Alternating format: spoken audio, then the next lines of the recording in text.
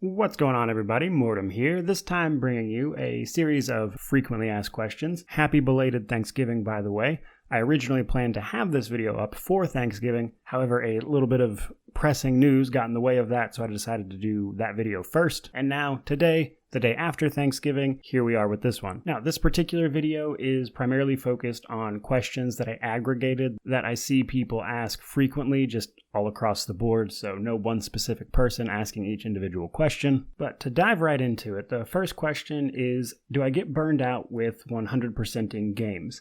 Now, I actually made a longer form video for this question earlier in the week, if you want my full thoughts on it, because it was kind of hard to sum this one up quickly. But the simple answer is kind of. On one hand, yes, it is a lot of work to 100% games. However, there is a monetary benefit to me doing so, as this is my full-time job these days. So it's not exactly the same as playing something and getting tired of it. But there's a bit of nuance, and again, I cover this more in a whole separate video that I put out on Monday. So next up, we have the CRPGs that I would recommend the most. Now, this depends a little bit on the context of the person asking the question, but typically speaking, people asking this question are newer to CRPGs, and as such, I honestly mostly recommend the newer, more blockbuster style CRPGs rather than a lot of the old ones. The older ones are really great, honestly. They have a piece of video game history for a reason, but if you are just starting out with CRPGs, you will find that the newer ones are typically speaking easier to get into, and even then, some of them are a little daunting, like say Pathfinder. But with that in mind, Pathfinder, Kingmaker, and Wrath of the Righteous, Divinity, Original Sin 1 and 2,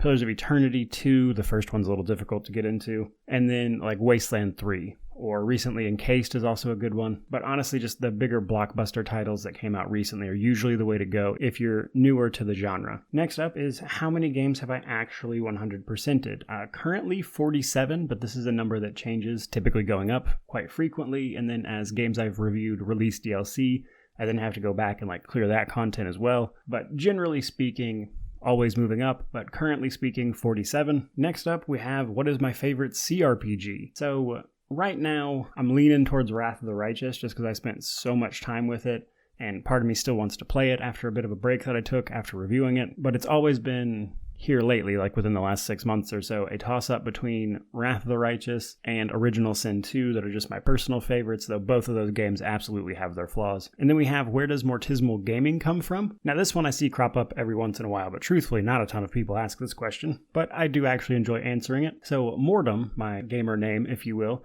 is just Latin for death, but slightly misspelled with a Y instead of an E. And this just means like death or dead. And then mortismal comes with combining mortem with the word abysmal, because the joke was, especially around the time that I started this YouTube channel with my friends, that I was just bad at video games, and that just kind of combined into mortismal gaming. That's what I named the channel, and here we are. Now I'm kind of stuck with it. But yes, the channel name is a slightly elaborate joke about me being bad at video games. Now, next question is, do I prefer real-time with pause or turn-based combat, especially in CRPGs? Truthfully, I don't really have a preference one way or the other. Typically speaking, I enjoy when there's both, provided they are well implemented, which can be a tightrope to walk. But there are fights that I think absolutely benefit from a more tactical approach that turn-based offers, and then there are times where I really just want to smash my way through the trash mobs that I know don't stand a chance at winning anyway, is where I tend to come out in favor of real-time with pause. However, that said, to actually pick one and thus answer the question, while I do like both of them for different reasons, overall I would say I probably prefer turn-based, but that is with the knowledge that it is factually just a much slower playstyle. Now, this next question is a little more vague, but generally speaking, it's something to the tune of, why do I choose to 100% games? This is another topic I've made a video about in the past, which is a little lengthy as well, but the gist of it here is a few things. One,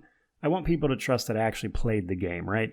I think it's pretty easy to look at a lot of the big gaming website reviews, and you can tell that that person didn't play the entire game. And I want people to know that I played as much of the game as possible, kind of the counterpoint to that. And another part of it is that if I am choosing to critique the work of a huge team of people that spent years of their lives on something, part of me feels like I at least owe their creative work a fair shake by just playing it as much as I can, and then offering an opinion. Because as someone who creates content, sometimes people will watch one of my videos and just be like, wow, this whole channel sucks. And I kind of know how that feels in the slightest sense. And then last but not least, for reasons for that question, are simply that I enjoy doing it. I enjoy 100%ing games. It's a sense of accomplishment. It makes me feel like I'm getting the most out of the game I paid for, and it's just something I enjoy doing as a bit of a completionist. Now for our next question, we have what are my favorite genres outside of the CRPG genre? I'm a fan of third-person action games and action RPGs for the most part, or ARPGs. So ARPGs is probably the closest second to CRPGs because ARPGs kind of retain that isometric style, but it's all about just like becoming a murder machine in a sort of Diablo-esque style. I've actually 100%ed a few different ARPGs that, are easier to 100% on Steam. However, while I do enjoy them, they kind of have this endless grind mechanic at the end of it, and as such, I tend to not play that part of it, but playing through the initial game is a lot of fun, and then as a kid, I just religiously played Diablo 2.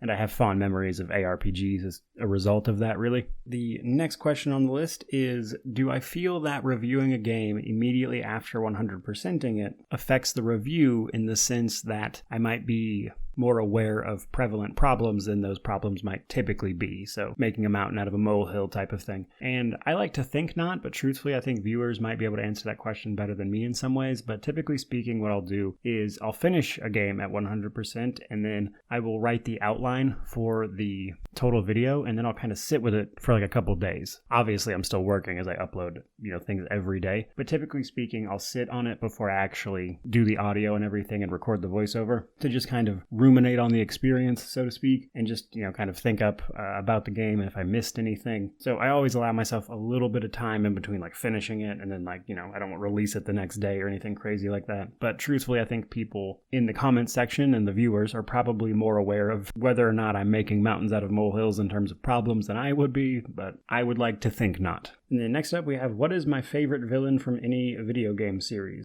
Truthfully, this is actually Kefka from Final Fantasy VI, which is kind of completely out of left field for people, I imagine. But Kefka is just this nonsense villain, and then halfway through the game he actually wins. And then you spend the last half of the game just in this apocalypse world where Kefka is the world leader, and you have to overthrow him.